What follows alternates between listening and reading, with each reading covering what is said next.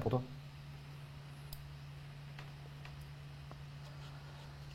Bonjour à tous, très content de vous retrouver pour ce nouveau webinar donc de septembre. J'espère que la rentrée s'est bien passée. Aujourd'hui, nous allons parler d'un service récent qui s'appelle AWS CodeStar et qui va, comme vous allez le voir, vous permettre de démarrer des projets de développement extrêmement rapidement, extrêmement simplement sur AWS en créant l'infrastructure nécessaire au déploiement de votre projet et en créant aussi automatiquement tout l'environnement d'intégration et de déploiement continu. Ce qui va vous permettre vraiment en quelques minutes d'avoir un environnement de travail complet et sérieux pour développer votre projet. Alors avant d'attaquer CodeStar, je voulais reparler un tout petit peu de sujets dont on a déjà parlé, mais qui sont importants dans le contexte aujourd'hui. À savoir parler un petit peu de l'approche DevOps et des services d'AWS qui vous permettent d'implémenter des process DevOps. Donc les avantages du DevOps ont déjà été expliqués de nombreuses fois. L'objectif du DevOps, c'est d'accélérer, de fluidifier la mise en production des applications et de passer d'un modèle où traditionnellement on mettait en production des applications une fois par mois ou une fois tous les trimestres ou parfois, hélas, une fois par an, à un modèle où on est capable, à chaque modification de code, donc à chaque commit, on est capable de pousser en production une version correctement testée. Donc c'est vraiment ça l'objectif ultime. Alors bien sûr, en fonction de la maturité des entreprises, en fonction de l'outillage, etc., il y a tout un continuum de possibilités entre une fois par an et à chaque commit. Mais néanmoins, tout ce qui va vous permettre d'accélérer et d'amener en production plus rapidement vos nouveaux développements ou vos évolutions, en tout cas, eh bien, est avantageux. Ça vous permet bien sûr d'accélérer le business, ça vous permet de tester plus vite, ça vous permet d'avoir plus vite le retour de vos utilisateurs et d'avoir dans la vraie vie le test de votre application. Enfin, ça n'a que des avantages. Et bien sûr, le point essentiel là-dedans, c'est tout le monde est d'accord pour aller plus vite. Tout le monde est d'accord pour accélérer le processus de livraison, mais pas au prix de la qualité du code et pas au prix de la stabilité de la plateforme, pas au prix de sa sécurité, etc., etc. Donc l'enjeu, ça va être de mettre en place des processus qui, certes, permettent de mettre en production, de pousser en production des modifications dans les minutes ou les heures qui suivent leur commit, mais en garantissant un niveau de qualité, un niveau de sécurité via un processus de build maîtrisé, un processus de test unitaire maîtrisé et un processus de déploiement maîtrisé. Si c'est pour aller vite et sortir de la route à chaque fois, ça n'a pas un grand intérêt. Okay, donc ce qu'il faut, c'est aller vite et rester sur la route. Et c'est l'objectif des services dont on va parler aujourd'hui. Alors je crois que c'était au mois de février, sauf erreur de ma part. On a animé donc 2 webinars sur les services qu'on appelait à l'époque Code Étoile, donc Code Pipeline, Code Deploy, Code Commit, Code Build. Donc je vous renvoie aux vidéos de ces 2 webinars. Et donc ces services ont pour but de vous aider à bâtir des usines logicielles qui vont vous permettre, comme je disais à l'instant, d'amener le plus vite possible en production les modifications de code, les évolutions, les évolutions fonctionnelles, les corrections de bugs, etc., tout en garantissant qu'un processus automatique est absolument respecté et appliqué à chaque modification. Et que toute modification qui ne passerait pas les tests ou casserait le build, eh bien évidemment n'atterrit pas en production et n'a aucun impact sur la production. Alors on va reparler rapidement de ces services-là. Je tenais avant ça à rappeler que bien sûr ces services peuvent s'intégrer avec la liste des services partenaires et des produits partenaires que vous voyez à l'écran. J'imagine que vous retrouvez la plupart des outils de votre propre usine logicielle. L'idée est bien sûr de vous aider à compléter et à améliorer votre usine et non pas de la remplacer. L'objectif des services Code Étoile, c'est pas de remplacer GitHub ou Travis etc. C'est pour les gens qui n'utilisaient pas déjà ces services de leur proposer sans doute une solution plus simple et plus scalable d'emblée.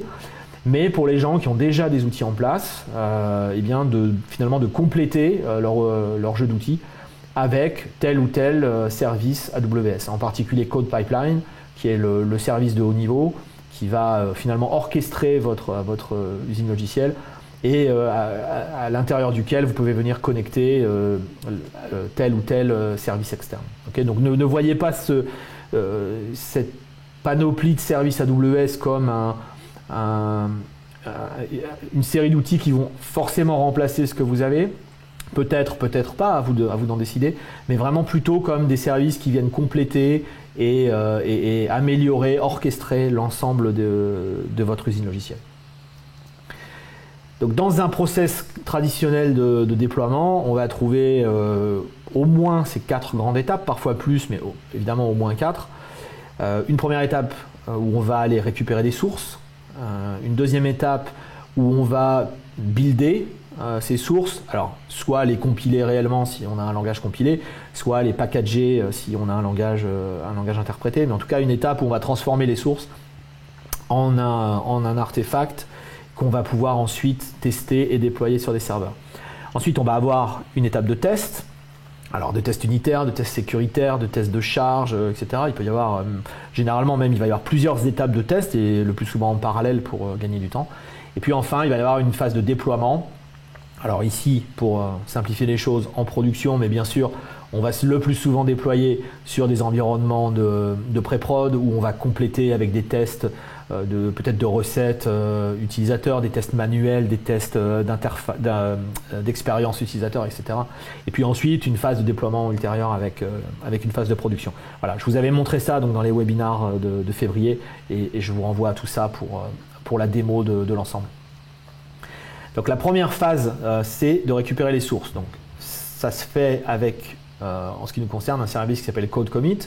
Donc Code Commit, c'est ni plus ni moins qu'un service Git managé. Donc l'objectif de Code Commit, c'est de vous proposer, de vous permettre de créer des repositories auxquels vous allez accéder via votre client Git standard. L'avantage étant ici qu'on va stocker les objets Git dans S3, donc avec une disponibilité et une durabilité élevée. On va les chiffrer automatiquement avec notre service KMS, dont j'avais eu également l'occasion de parler. Et surtout, votre repository va être au plus près de votre interface AWS. Et je prends toujours cet exemple, si vous mettez vos sources sur GitHub, et on aime tous GitHub, et c'est un outil magnifique, il peut arriver que GitHub ait un incident de production et que vous ne puissiez plus ni committer ni déployer, ce qui peut être assez gênant dans certains cas. Si vous avez un bug fixe urgent à faire passer et que vous ne pouvez pas le faire parce que GitHub est inaccessible, c'est vraiment impactant. Donc l'idée, bien sûr, n'est pas de remplacer GitHub. L'idée, c'est de dire vous avez la possibilité d'avoir un repository sécurisé, scalable, au plus près de votre infra et qui peut venir compléter ce que vous faites au quotidien sur GitHub et qui peut servir de point de déploiement vers vos instances ou vers votre infrastructure.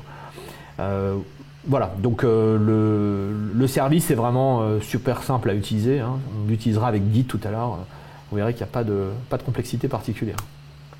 L'étape suivante, c'est donc de builder, donc de transformer les sources en un artefact qu'on va pouvoir tester et déployer. Et ça, c'est le rôle de CodeBuild. Donc, CodeBuild, il a été lancé donc à re:Invent. Il va vous fournir des environnements de build managés, donc uniquement sur Linux pour l'instant.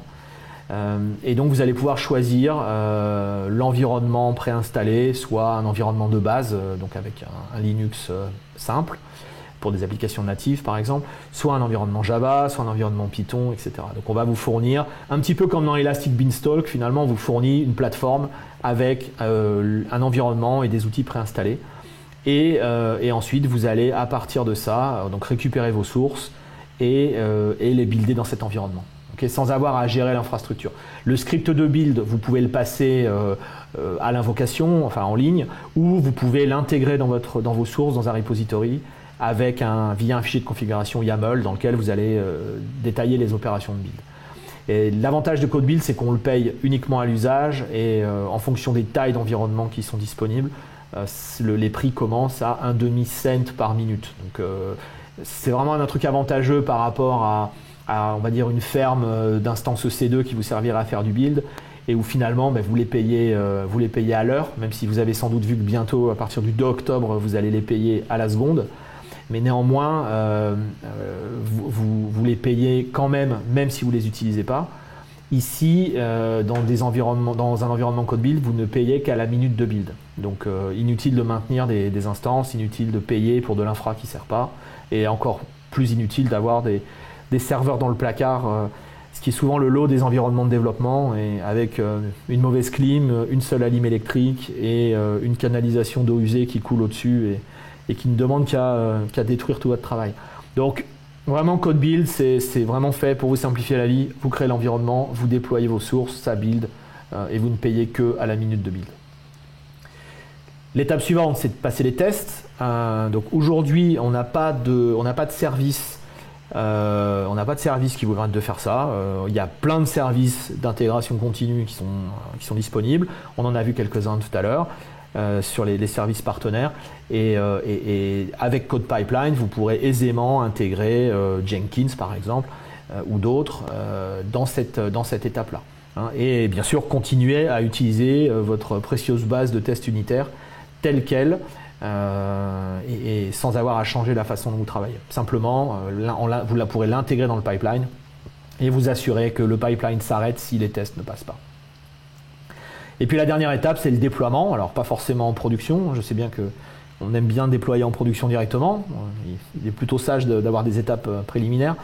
Et on va pouvoir le faire avec Code Deploy. Donc Code Deploy va vous permettre de déployer sur des instances EC2 et sur des serveurs physiques, ce que les gens ignorent le plus souvent. Et donc à condition qu'évidemment Code Deploy puisse accéder à ces instances, vous serez en mesure de déployer de la même façon sur votre infra physique et sur votre infra cloud. Ce qui est intéressant, avoir un déployeur fiable, c'est souvent quelque chose de compliqué. Et voilà, si vous avez des problèmes de déploiement sur vos serveurs physiques, eh bien Code Deploy peut vous aider à régler ça, même si aujourd'hui vous n'êtes pas encore dans AWS. Voilà, donc Code Deploy, comme son nom l'indique, il va prendre des artefacts versionnés qui auront été déposés dans S3 par votre outil de test unitaire. Il va aller les déployer sur des groupes de déploiement. Et des groupes de déploiement, ce sont des ensembles d'instances EC2 qui auront été taguées avec un tag particulier. Pour qu'une instance appartienne à un groupe, il suffit qu'elle ait un tag. Une fois de plus, j'avais montré tout ça en détail dans les webinaires antérieurs. Donc on peut déployer sur Linux ou sur Windows, on peut déployer dans EC2 ou sur site. On peut déployer sur des groupes d'autoscaling, pas forcément sur une liste explicite d'instances. Donc si vous avez un groupe d'autoscaling qui varie de 1 à 10 instances, quel que soit le nombre d'instances dans le groupe à l'instant T, Code Deploy s'en sortira et déploiera sur les bonnes instances. Donc ça, c'est super pratique.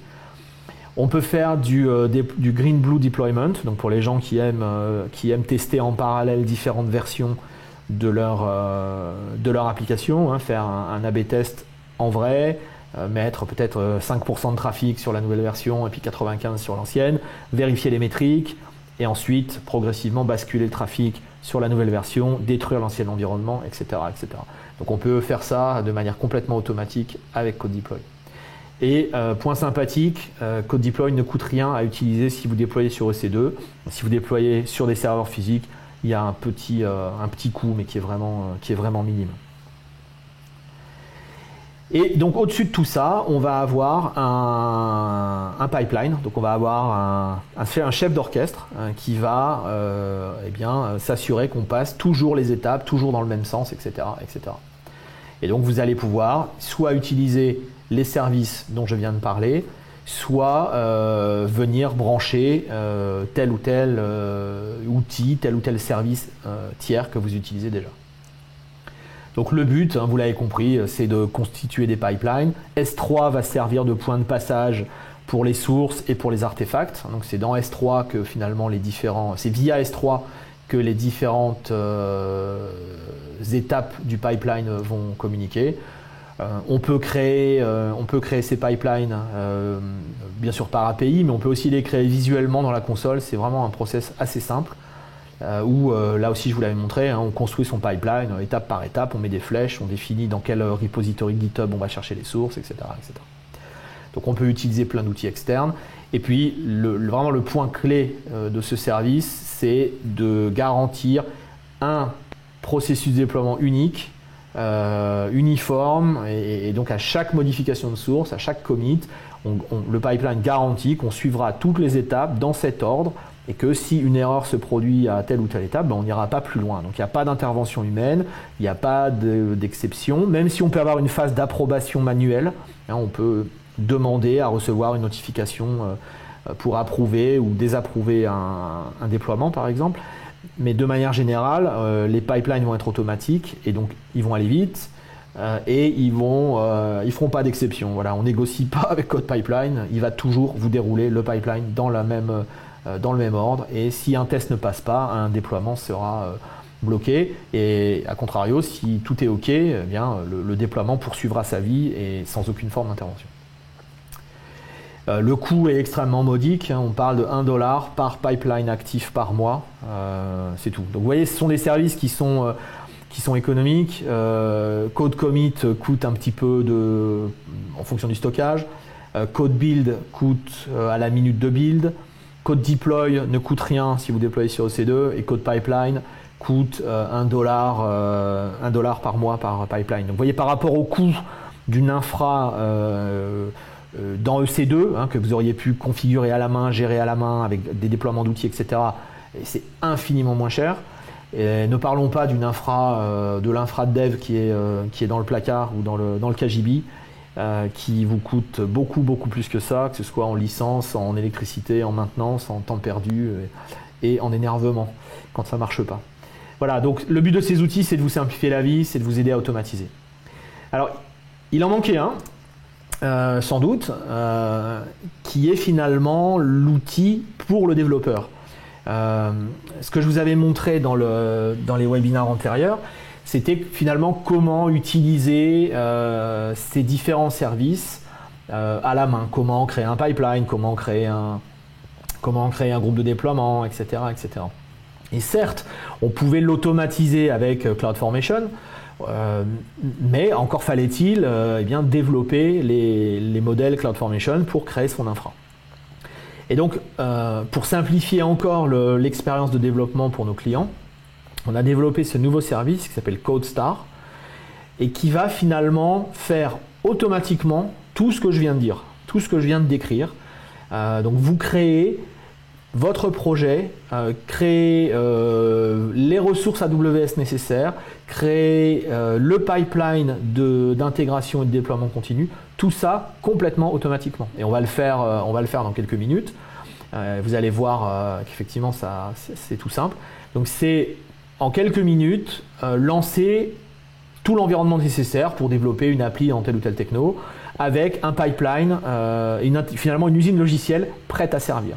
Okay, et tout ça ne coûte rien.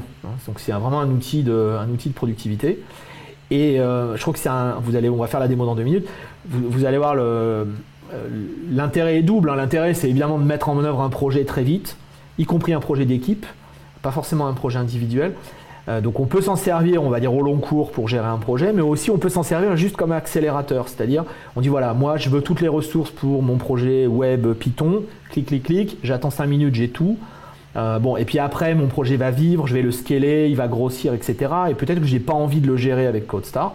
On pourra supprimer le projet CodeStar, mais garder toutes les ressources créées par ce projet. Donc vous cesserez finalement d'utiliser CodeStar, mais tout ce qui a été créé via CodeStar, y compris l'usine logicielle, continue à exister. Donc c'est vraiment un accélérateur, un outil de productivité terrible, sans avoir à développer de template CloudFormation, ce dont j'imagine personne ne va se plaindre. Alors, voilà à quoi ressemble CodeStar. Je vais vous parler un petit peu du process dans les grandes lignes, et puis ensuite on va faire une démo, bien sûr. Donc on va, un peu comme dans Lambda, un peu comme dans Beanstalk, on vous propose déjà des modèles d'applications, des stacks applicatifs toutes prêtes. Donc là il y en a quelques-unes à l'écran, mais il y en a bien d'autres. Donc vous allez choisir par exemple, je ne sais pas, une appli, vous voulez faire une appli Ruby qui tourne dans Beanstalk, là, qui est la première case à l'écran. Ben, vous allez sélectionner ça. Et puis vous allez juste donner un nom au projet. Okay. Et donc ce modèle, comme vous le voyez ici, va vous créer un repository dans CodeCommit, il va vous créer un environnement CodeBuild, il va faire le déploiement avec CloudFormation et il va mettre en place le monitoring via CloudWatch. Okay. Donc on va lancer ça, on va attendre quelques minutes. Pendant ce temps-là, on va configurer nos outils de développement pour pouvoir accéder aisément au repository. Alors on peut le faire avec Visual Studio, on peut le faire avec Eclipse, on peut le faire en ligne de commande. Bon, moi j'aime bien la ligne de commande, donc on fera avec la ligne de commande. Donc en gros, il y a un petit peu de configuration pour que votre client Git puisse accéder via HTTPS ou via SSH au repository code commit. Bon, enfin, c'est pas très compliqué. Voilà, on vous donne toutes les instructions pour le faire. Moi je l'ai déjà fait, on perdra pas de temps avec ça. Et puis ensuite, vous pourrez cloner le repository code commit qui est créé, donc le cloner sur votre machine et commencer à travailler.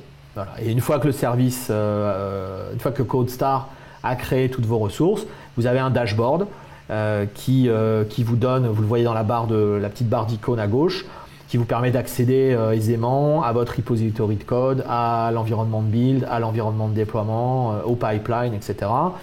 Vous pourrez donner accès au projet à d'autres personnes de votre équipe et vous pourrez ajouter, j'en parlerai à la fin, vous pourrez ajouter une connexion à Jira pour intégrer CodeStar, intégrer le projet avec la gestion de vos tickets.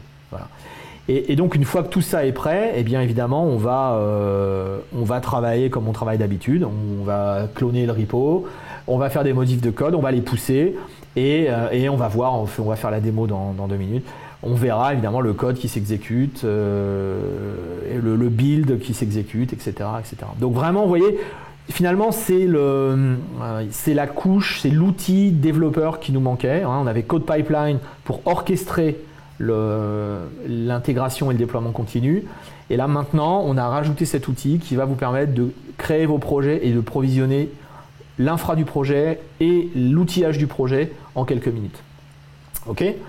Alors allons-y, je pense qu'il faut, le mieux est d'en faire une petite démo maintenant. Alors oui, peut-être avant de faire la démo et avant que j'oublie, le service est disponible. Donc là on est sur la fameuse page qui vous indique la disponibilité des services dans nos différentes régions. Donc ici j'ai mis les régions européennes et si je descends un peu, voilà, vous voyez ici que voilà, toute la famille code étoile est disponible dans les 3 régions européennes. Okay, donc voilà, une fois n'est pas coutume, vous pourrez intégralement travailler dans la région allemande ou la région irlandaise ou la région londonienne et vous aurez tous ces outils. Voilà, donc ça c'est quand même plutôt une bonne nouvelle aussi. Okay. Bien, on va créer un premier projet. Allons-y. Donc voilà la console de CodeStar. Alors vous pouvez le faire, si vous avez envie de le faire en même temps que moi, pourquoi pas. Hein. Si vous avez votre console AWS sous les yeux, allez-y. Vous allez voir, je ne vais pas aller trop vite. Donc si vous le voyez, si vous allez dans l'écran CodeStar pour la première fois, vous voyez sûrement un petit truc qui vous dit bonjour, bienvenue, etc. Bon, moi, évidemment, comme j'ai déjà joué avec, je ne le vois pas. Et on va y aller, on va créer un projet tout de suite. Voilà. Donc voilà l'ensemble. Je vais peut-être me mettre en plein écran, ce sera mieux. Voilà l'ensemble des modèles qui existent. Donc vous voyez qu'on a du C#, du Java, du Node, du PHP. Ça fera plaisir aux développeurs PHP. Jérôme, je parie que tu es là. Donc voilà Jérôme, tu peux faire du PHP avec CodeStar. On ne t'a pas oublié. Et salut amical bien sûr. Et on peut faire du Python et on peut faire du Ruby. Et on peut aussi faire du HTML5 puisqu'on a je crois qu'on a la capacité à déployer un site statique Alors c'est un peu dommage, on le déploie sur EC2. Je trouve que ça aurait été plus pertinent de déployer un site statique sur S3, parce que vous savez qu'on peut faire ça, hein, utiliser un bucket S3 pour héberger un site statique. Bon, ok, peut-être dans une future version. Et n'hésitez pas à réclamer le feature si vous en avez besoin. Et donc on peut ensuite, en termes d'environnement, on peut déployer donc, sur Elastic Beanstalk, on peut déployer sur EC2 et on peut déployer sur Lambda. Voilà. Et en termes d'application, bon, je dirais qu'aujourd'hui on a fait les choix les plus raisonnables qui sont des applis web, des web services, donc un site web statique comme je l'ai dit à l'instant, et un skill Alexa. On fera ça pendant le deuxième webinar. On prétextera l'utilisation de CodeStar pour faire un petit tuto Alexa, parce qu'on n'en a jamais parlé pour l'instant, et j'avais envie d'en parler aujourd'hui. Voilà, donc j'ai amené mon Echo, et on fera un peu de CodeStar et puis beaucoup d'Alexa. Donc si Alexa vous amuse, restez pour le deuxième webinaire. Dans l'immédiat, on va faire autre chose. Alors allez, on va faire du PHP. Pour une fois n'est pas coutume. Mais voilà, vous êtes libre de faire autre chose. Allez, on va faire... qu'est-ce qu'on va faire? Qu'est-ce qu'on a comme choix PHP? On va regarder là, tiens. Voilà. Eh bien, on va prendre PHP Slim sur EC2. Allez. Voilà. On va donner un nom à ce projet. Pourquoi pas PHP Project? Et donc ici, je vois qu'on va créer un repository. On va créer un environnement de déploiement. Et on va gérer, on va monitorer avec CloudWatch l'instance, puisqu'ici on va déployer sur une instance EC2. Donc manifestement ici on a le droit de changer des choses, on peut choisir la taille de l'instance, ce qui est sympathique. Voilà, on peut choisir le subnet, le VPC, enfin les choix habituels. Okay. Bon, on va rester sur une T2 micro parce que je suspecte que cette application là soit pas bien lourde. Donc next. Une petite paire de clés pour évidemment se connecter sur l'instance SSH. Ok. Voilà. Et c'est parti. Ok. Donc on voit en haut à droite l'avancement. Ok. Donc on va vite aller voir rapidement sous le capot. Je suspecte qu'il se passe des choses dans CloudFormation. Voilà. Ok. Donc pour les gens qui n'ont jamais entendu parler de CloudFormation, il doit bien en rester quelques-uns. Donc CloudFormation, c'est une technologie AWS qu'on appelle Infrastructure as Code et qui vous permet de décrire votre infrastructure dans un document qu'on appelle en bon français un template, que vous pouvez écrire soit en JSON, soit en YAML. Ici, je peux certainement voir si je sélectionne la stack. Voilà. Je peux voir le template qui est en train d'être exécuté. Et manifestement ici, c'est du YAML, ce qui est une bonne nouvelle. C'est quand même un peu plus lisible que JSON. Donc vous voyez, ça c'est CodeStar qui fait ce travail à votre place, qui va donc créer, qui a construit ce template et qui l'applique. Tiens, regardez ce qu'il y a à la fin, c'est marrant. Et qui l'applique via CloudFormation. Voilà, donc on voit qu'on va installer... on installe des outils, on installe l'agent code deploy, etc. etc. Ok, bon, mais à la limite, tout ça, on s'en fiche, on n'a pas besoin de le voir. C'est juste, j'aime bien regarder sous le capot. Et bien sûr, ça se passe avec CloudFormation. Ok. Et sans surprise, on doit être en train de créer, tout ce qu'il faut. Donc un projet CodeStar, on a créé un security group pour l'instance. Et puis plus tard, on va créer l'instance. On doit être en train de faire ça à un moment ou à un autre. On a créé un bucket S3 parce que comme je dis tout à l'heure, la communication entre code deploy etc. et les autres code pipeline va se faire via un bucket S3. Mais une fois de plus, bon, on n'a pas besoin de voir ça. C'est juste par curiosité. Nous, on pourrait tout à fait se contenter de rester là et de dire on va attendre que ce truc arrive à 100%. Okay. Alors, comme je disais tout à l'heure, on va configurer notre environnement pour notre outil pour avoir accès au repository. Alors, en fonction, je ne vais pas vous faire le déroulé de toutes ces étapes, c'est bien expliqué dans la doc. Il est même possible, si vous utilisez déjà Code Commit, en fait, que vous l'ayez déjà fait.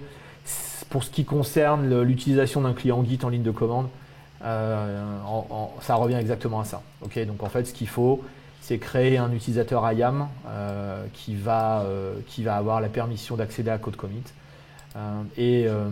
Si je l'ai ici quelque part, voilà,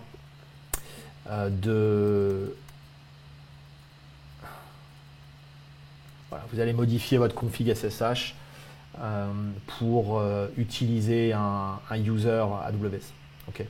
Bon, voilà, là je vais très vite. C'est une fois de plus pour vous montrer que sans doute vous avez déjà cette configuration en place si vous utilisez code commit. Alors, personnellement, j'ai pas eu besoin de rajouter quoi que ce soit. Ok. Bon, voilà. Si vous l'avez jamais fait, pas de souci. Vous suivez les instructions et c'est bon. Donc, moi, je vais récupérer l'URL de mon repository. Ok, donc je vais faire juste skip de ça, on va attendre que ça se termine. Voilà, ça ne devrait pas tarder, on va regarder dans le code commit un peu où on en est. Alors ça c'est un vieux repository, voilà, PHP project, donc manifestement mon repository a déjà été créé. Ok, donc ça c'est l'interface de code commit. Donc j'ai déjà un squelette, voilà, j'ai un squelette d'application de web service PHP qui est déjà installé et on va le cloner.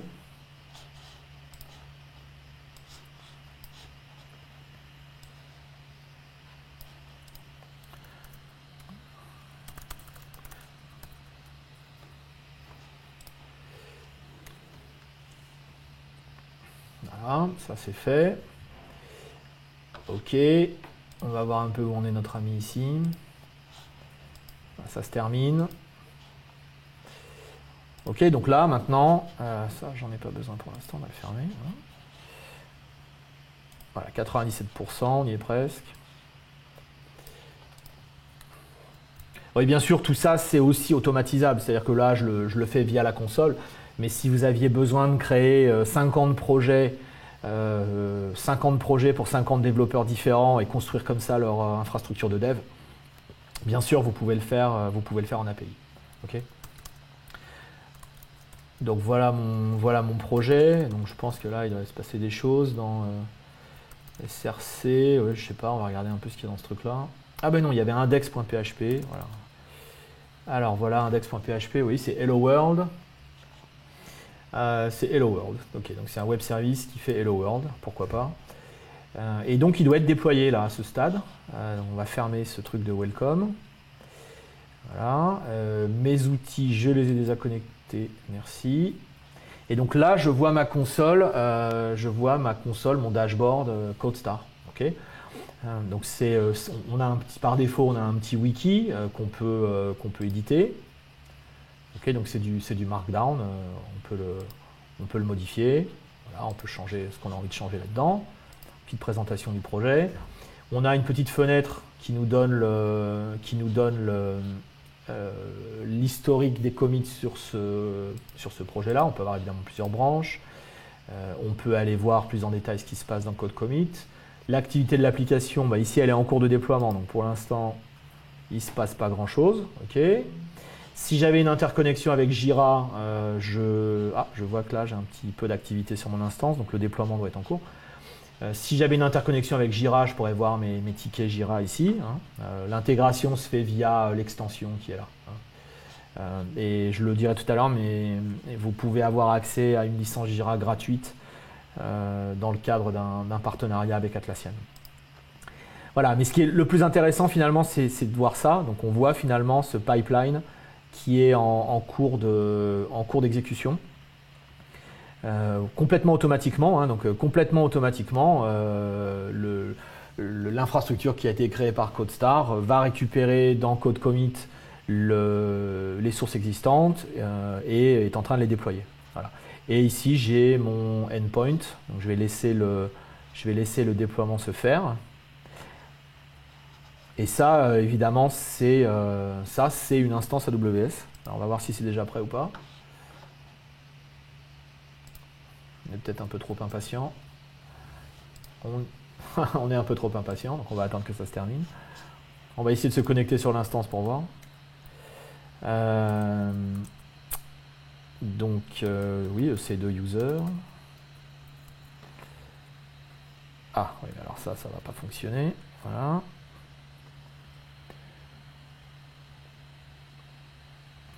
Donc, bien sûr, toutes les ressources qui sont créées, ce sont des ressources normales, hein. Donc là, on est sur une instance EC2. Voilà, on se connecte dessus et on fait ce qu'on a à y faire d'habitude, hein. Donc, il y a pas de, c'est pas parce que c'est créé par CodeStar que les choses se passent de manière différente. Donc, ça doit être quelque part dans var W. Je navigue un peu au pif là, HTML, index.php, voilà. Donc là, je vais retrouver mes sources qui ont été déployées. Et puis, il doit y avoir un petit serveur web qui va se mettre à tourner un moment. Si code deploy a fini son travail. Voilà, on va attendre encore un petit peu. C'est une toute petite instance, hein, une T2 micro, donc bon, il faut être un petit peu patient. On va essayer de recharger cette page pour voir. Il faudrait que ça dise Hello World à un moment. Voilà. Bon, donc manifestement, c'est un peu petit, mais vous voyez. Donc c'est pas l'application web la plus intelligente du monde, mais je ne vois pas le serveur, je sais pas où il est, il doit être en bas, pas grave. Voilà, donc de manière complètement automatique, hein, j'ai configuré mon infrastructure et automatiquement, donc j'ai créé mon instance EC2, que sans doute je vois là, hein, dans la console EC2. Si je la rechargeais, où est-ce qu'elle est? Alors, donc j'ai mon instance EC2, j'ai déployé mon code, etc., etc. Ok, donc vous voyez, c'est vraiment complètement automatique, hein. Si j'avais voulu faire ça à l'ancienne, entre guillemets, eh bien j'aurais créé mon pipeline, j'aurais créé mes outils, j'aurais créé tout ça. J'aurais démarré mon instance, j'aurais créé un groupe de déploiement dans Code Deploy. Oui, alors je l'aurais fait, c'est exactement ce que j'avais fait la dernière fois. Ou alors j'aurais écrit un template CloudFormation pour faire tout ça. Et j'y serais très bien arrivé. Mais c'est aussi sympa finalement de rien faire. Où est-ce qu'elle est cette T2 micro? Voilà, PHP, ouais, ça c'est toutes mes autres âneries. Voilà, celle-là, elle était terminée. Ok, donc ça, c'est bien mon instance. Okay, donc c'est une instance EC2. Vous voyez, je me suis connecté dessus et je la gère comme ça. Et si j'avais du travail à y faire indépendamment, évidemment, de mon projet CodeStar, je pourrais faire comme je fais aujourd'hui, me connecter dessus et travailler. Ok. Bon, donc ça c'est bien, mais ça c'est que le déploiement initial. Donc bien sûr, ce qu'on a envie de faire, c'est de faire des modifications. Donc on va faire des modifications. On va faire des modifications majeures. Voilà, tout à fait fondamental. Ok, donc je vais changer ça. Je vais donc committer mon changement.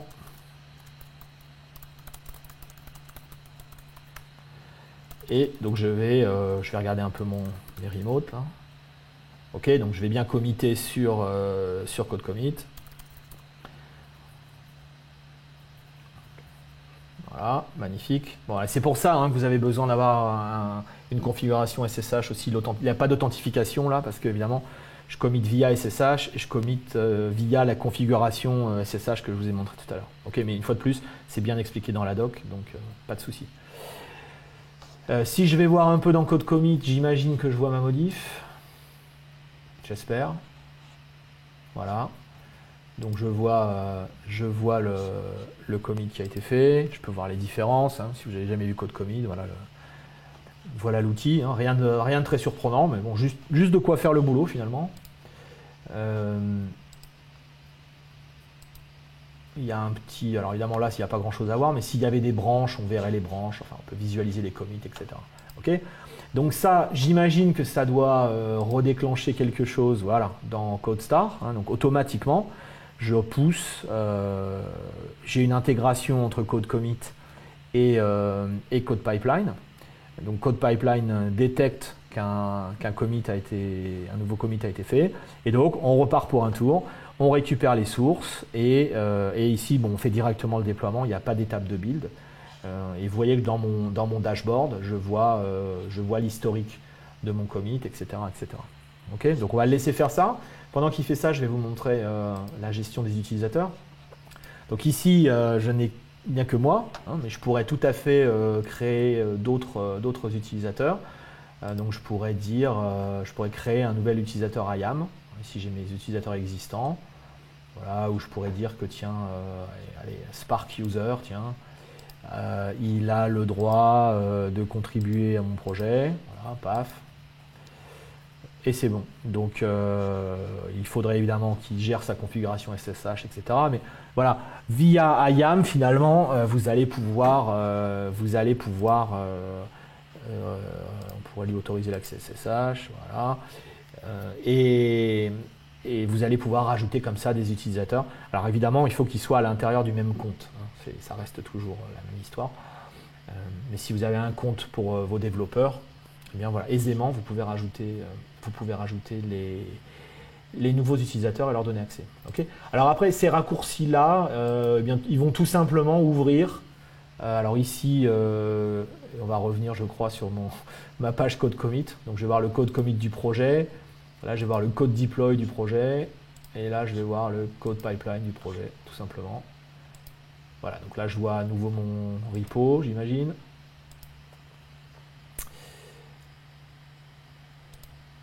Allez. Voilà. Voilà, donc c'est ce que je voulais vous montrer tout à l'heure. Hein. Donc c'est vraiment juste des raccourcis sur, les environnements du projet. Donc là, je dois avoir le code deploy. OK. Donc je vois que le déploiement est terminé.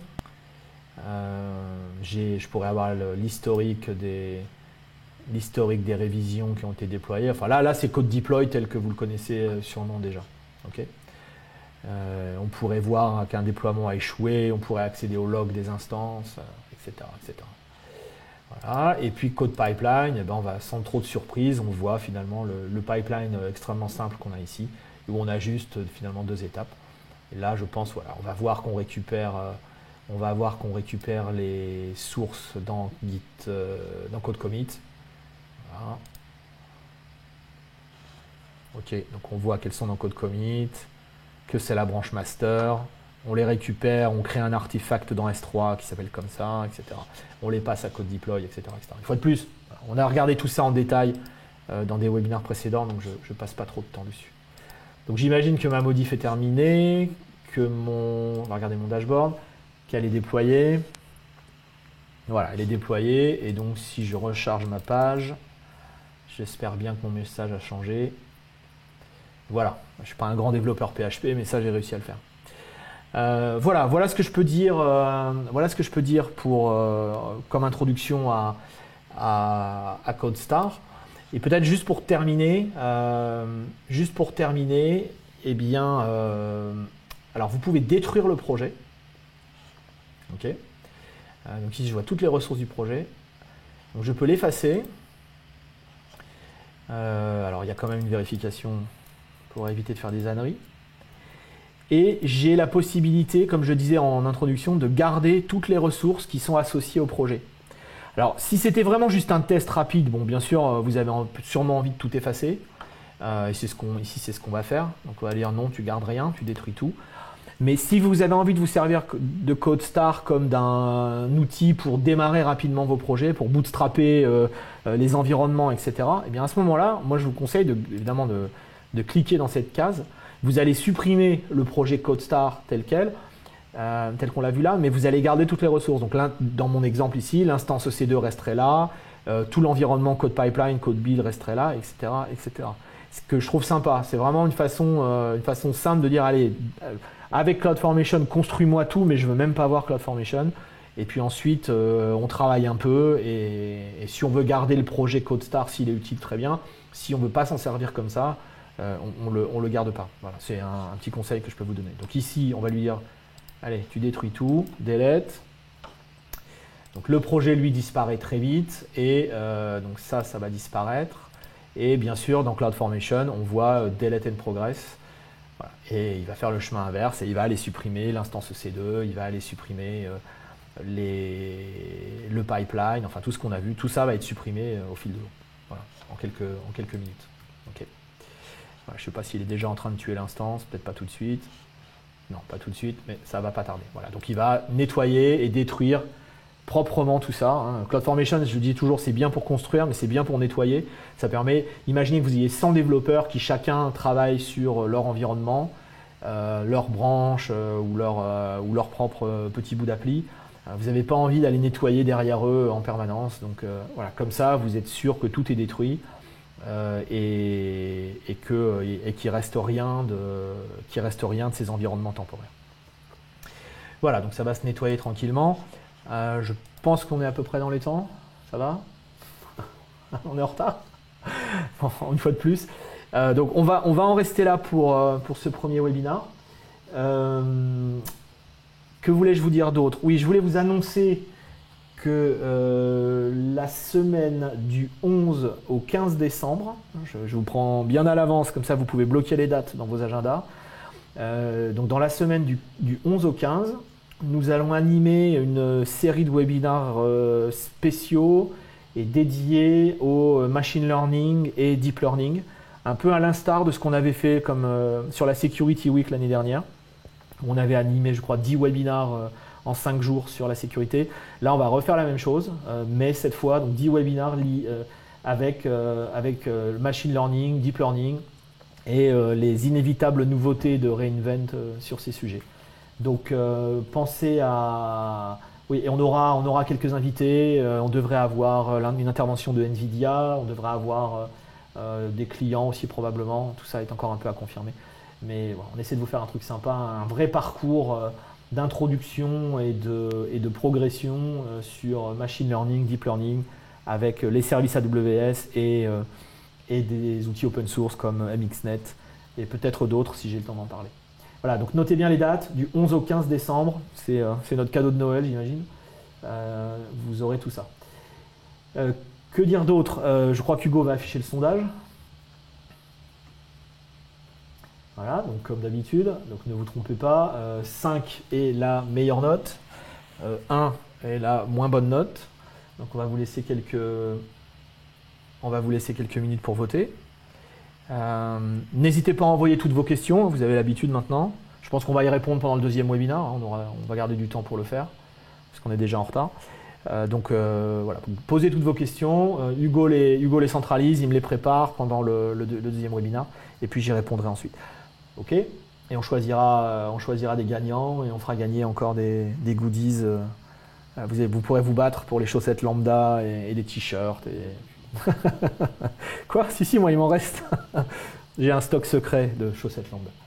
Ok, voilà, donc on vous laisse voter encore quelques secondes et puis on vous donne rendez-vous donc dans quelques minutes pour le deuxième webinaire où on va, avec CodeStar, créer un skill Alexa. Donc la partie CodeStar est assez simple, vous l'avez vu, mais on va repasser dessus avec un autre type d'appli, comme ça ça nous permet de voir un deuxième cas d'application. Et puis ensuite, on prendra ce prétexte pour faire un tuto sur Alexa et un skill tout simple. Okay, et puis bien sûr, après on répondra à vos questions, je promets de garder du temps pour ça. Merci beaucoup de votre fidélité et donc rendez-vous dans quelques minutes pour le deuxième webinaire. Merci.